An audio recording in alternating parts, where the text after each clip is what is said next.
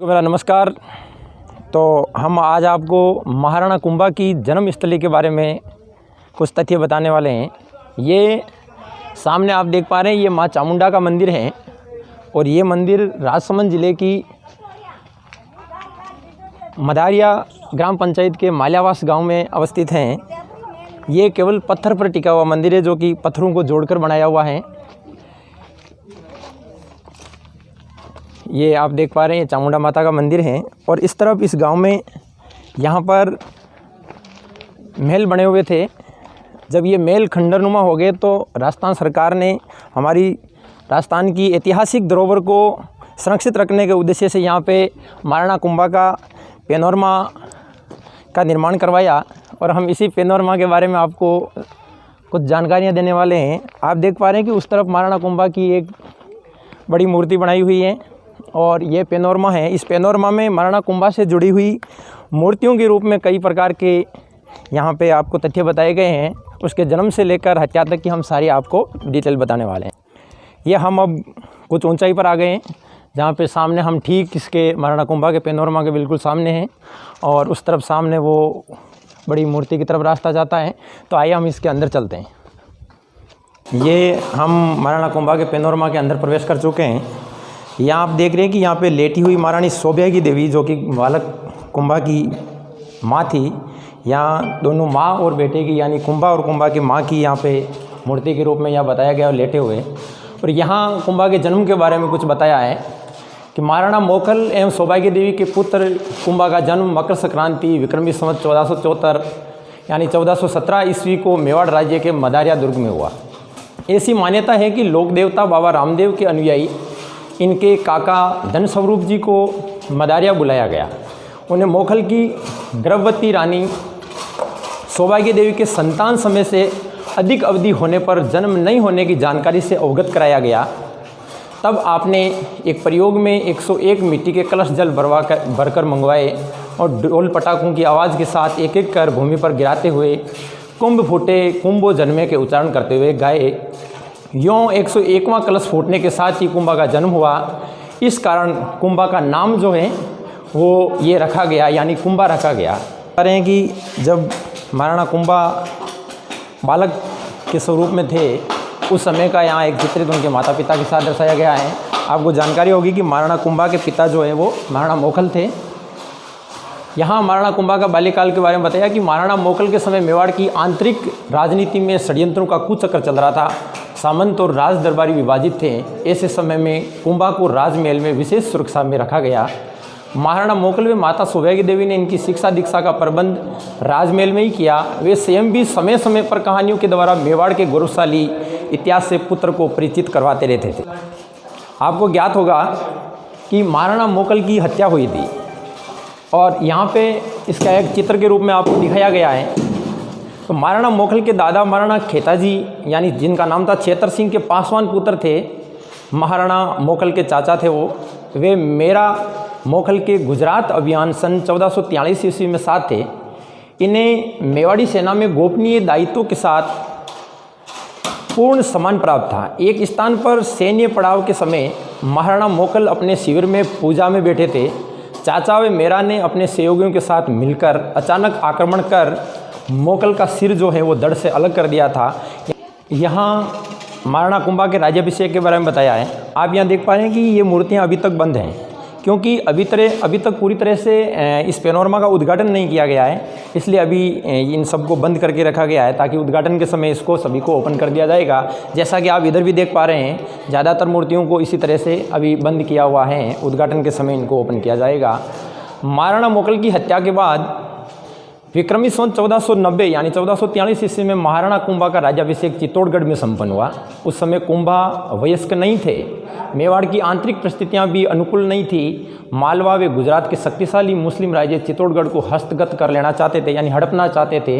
इन सभी चुनौतियों से निपटने का संकल्प लेकर महाराणा कुंभा ने कम समय में ही राज्यभार का दायित्व संभाला था। यहाँ महाराणा कुंभा के मुख्य युद्ध अभियानों के बारे में आपको जानकारी दी गई है कि मुख्य रूप से कौन कौन से युद्ध महाराणा कुंभा के द्वारा लड़े गए। कुंभा महान पराक्रमी योद्धा और सेनापति थे। उन्होंने अपने विजय अभियानों से मेवाड़ राज्य की सीमाओं का विस्तार कर विशाल साम्राज्य की स्थापना की। इनके प्रमुख विजय अभियानों में जो थे वो थे सारंगपुर, मांडू, गागरोन, भैंसरोडगढ़, और उसके बाद आप देख पा रहे हैं मांडलगढ़, रणथंबोर, आबू, मंडोर, नागौर, अजमेर, डूंगरपुर, जूनागढ़, आमेर इत्यादि युद्ध प्रमुख थे जिनमें महाराणा कुंभा ने विजय प्राप्त की थी। मेवाड़ की सीमाओं पर सशक्त मुस्लिम शासकों को, जिसमें दिल्ली, मालवा, गुजरात के प्रमुख थे, इन सभी को हराकर मेवाड़ राज्य को गौरवान्वित। यहाँ महाराणा कुंभा का महमूद खिलजी से युद्ध का एक अति मनोरम दृश्य आपको दिखाया गया है कि महाराणा कुंभा का मालवा यानी मांडू के सुल्तान महमूद खिलजी से सारंगपुर के पास विक्रम संवत 1494 यानी 1437 ईस्वी में युद्ध हुआ, जिसमें महमूद खिलजी परास्त हुए। महाराणा कुंभा ने अपने सास और शौर्य से मालवा पर भी विजय प्राप्त की थी। यहाँ आपको दिखाया गया है कि किस तरह से जब सारंगपुर युद्ध में महमूद खिलजी जो है वो कुंभा से हार गए थे, तो किस तरह से उनको कुंभा ने कैद कर लिया था कि सारंगपुर युद्ध में हारने के पश्चात महमूद खिलजी भागकर मांडू चला गया। महाराणा कुंभा ने उसका पीछा करते हुए मांडू किले को घेरा और सुल्तान महमूद खिलजी को कैदी बनाकर चित्तौड़गढ़ ले आए। 6 माह कैद रखने के बाद उसे बिना किसी दंड के कुंभा ने छोड़ दिया था। आप यूँ कह सकते हैं कि ये महाराणा कुंभा के समा का एक प्रतीक दिख रहा है आपको कि किस तरह से वो एक समाजशील इंसान भी थे। ऐसा महान कार्य महाराणा कुंभा जैसे विशाल हृदय और दयालु वीर ही कर सकते हैं। यहाँ आपको चित्तौड़ में बने विजय स्तंभ के बारे में बताया गया है कि महाराणा कुंभा ने कब और क्यों विजय स्तंभ का निर्माण चित्तौड़गढ़ जिले में करवाया था। ये इस जो विजय स्तंभ का निर्माण है उन्होंने मालवा विजय के उपलक्ष्य में करवाया था। महाराणा कुंभा ने मालवा विजय को यादगार बनाने के लिए 1442 से 1445 ईस्वी तक एक स्तंभ का निर्माण करवाया, जिसे आज हम विजय स्तंभ कहते हैं। इसके वास्तुकार जेता वे इनके पुत्र कुंपा थे। 122 फीट ऊंचे 9 मंजिला ये विजय स्तंभ भारतीय स्थापत्य कला की बारीक एवं सुंदर कारीगरी की आज एक अनमोल धरोहर हैं, जिन्हें आज आप और हम सभी समय समय पर देखने का और वहाँ जाने का प्रयास करते हैं। यहाँ हम आपको कुंभलमेर दुर्ग के बारे में बताएंगे। आपको ज्ञात होगा कि आप ज़्यादातर जहाँ पढ़ते हैं तो आप पाते हैं कि कुंभलगढ़ दुर्ग का नाम सुना है, लेकिन कुंभलगढ़ का ही दूसरा नाम जो था वो कुंभलमेर था, और ये अपने राजस्थान में ही मेवाड़ की वीर भूमि पर अवस्थित हैं। कुंभलगढ़ या कुंभलमेर राजस्थान ही नहीं देश के सभी दुर्गों में विशिष्ट स्थान रखता है। ये दुर्ग वास्तुशास्त्र के नियमों एवं कलात्मक रूप से बनाया गया है, जिसके प्रवेश द्वार पर प्राचीर, बुर्ज, जलाशय, पथ, बाहर जाने के संकटकालीन पथ, महल, मंदिर, आवासीय इमारतें, यज्ञ वेदी, स्तंभ, छतरी आदि के निर्माण पर वास्तुशास्त्र और गुप्तकालीन शिल्प की छाप हैं। इसका निर्माण कार्य पूर्ण होने पर महाराणा कुंभा ने सिक्के डलवाए, जिन पर दुर्ग का चित्र एवं नाम अंकित किया, यानी कुंभलगढ़ दुर्ग का नाम और चित्र अंकित करके उसने सिक्के भी डलवाए थे अपने शासनकाल में। जैसा कि आपको ज्ञात होगा कि महाराणा कुंभा एक अत्यंत संगीत प्रेमी भी हुआ करते थे, और उन्होंने संगीत को भी अपने हिसाब से एक अलग ही ढंग से अपने शासनकाल में पिरोया था। आप देख पा रहे हैं कि मेवाड़ के प्रतापी महाराणा कुंभा विद्यानुरागी, साहित्य प्रेमी, संगीत मर्मज्ञ, विद्वानों के आश्रयदाता व संगीत के आचार्य थे। इन्हें अभिनव भ्राताचार्य एवं नंद केशवरातार की उपाधि भी प्राप्त थी। संगीत की तीनों विधाओं गायन, वादन, नृत्य में पारंगत विद्वान थे महाराणा कुंभा। इनके द्वारा सर्जित जो ग्रंथ थे उनमें संगीत राज एक महत्वपूर्ण कृति हैं। महाराणा कुंभा कवियों में शिरोमणि एवं वीणा वादन में अति निपुण थे। आप देख पा रहे हैं यहाँ महाराणा कुंभा को वीणा के साथ दिखाया गया है, एक शानदार भव्य चित्र के रूप में यहाँ बताया गया है। एक लिंग महात्म्य के राग वर्णन में विभिन्न रागों में गाई जाने वाली देव स्तुतियों का वर्णन है, जिनमें एक राग कुंभ मल्हार भी हैं, क्योंकि वो कुंभा के द्वारा ही उत्पत्ति हुई थी उस राग की। ये यहाँ पे आपको शिवलिंग दिखाया गया है, क्योंकि महाराणा कुंभा थे वो भगवान शिव के बहुत बड़े उपासक थे। वो भगवान शिव की पूजा किया करते थे और इनको बहुत मानते थे। यहाँ महाराणा कुंभा को जो है ये यहाँ पे जल चढ़ाते हुए या पूजा करते हुए दिखाया गया है, लेकिन अभी इसको ओपन नहीं किया गया है, क्योंकि उद्घाटन के बाद ही ऐसा होगा। तो यहाँ आपको ये ध्यान रखना है कि वो शिव प्रेमी थे। आप देख पा रहे हैं शिव उपासक महाराणा कुंभा, विशाल हृदय महाराणा कुंभा स्वयं शैव धर्म के मतावलंबी होते हुए भी धार्मिक सहिष्णु थे।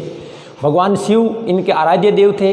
इनके समय जैन, वैष्णव, शक्ति सहित सभी धर्मों से संबंधित मंदिरों का निर्माण हुआ था। ऐसी मान्यता है कि ये लगभग 8 फीट लंबे विशालकाय हष्टपुष्ट शरीर के थे।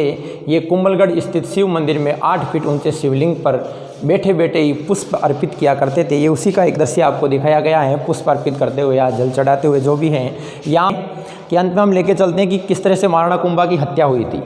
हम देख पा रहे हैं ये महाराणा कुंभा की हत्या का एक चित्रित बताया गया है। यहाँ पे किस तरह से महाराणा कुंभा का सिर जो है उसकी धड़ से अलग हो रखा है। यहाँ पे महाराणा कुंभा को अंतिम दिनों में उन्माद रोग हो गया था। वो एक दिन कुंभलगढ़ में मामदेव के मंदिर के निकटवर्ती जलाशय से तट पर भगवान शिवजी की आराधना कर रहे थे।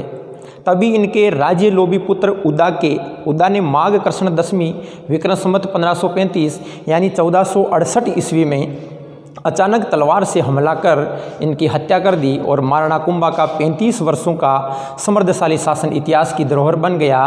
तो इस तरह से आप देख रहे हैं कि किस तरह से उदा ने महाराणा कुंभा की हत्या की थी। हम महाराणा कुंभा से जुड़े हुए कुछ अन्य तथ्य से भी अवगत कराते हैं। ये हैं वागीश्वरी रमा देवी, जो कि महाराणा कुंभा की पुत्री थी। आप देख पा रहे हैं कि मेवाड़ की महाराणा कुंभा की पुत्री रमाबाई सुसंस्कृत एवं विदुषी महिला थी।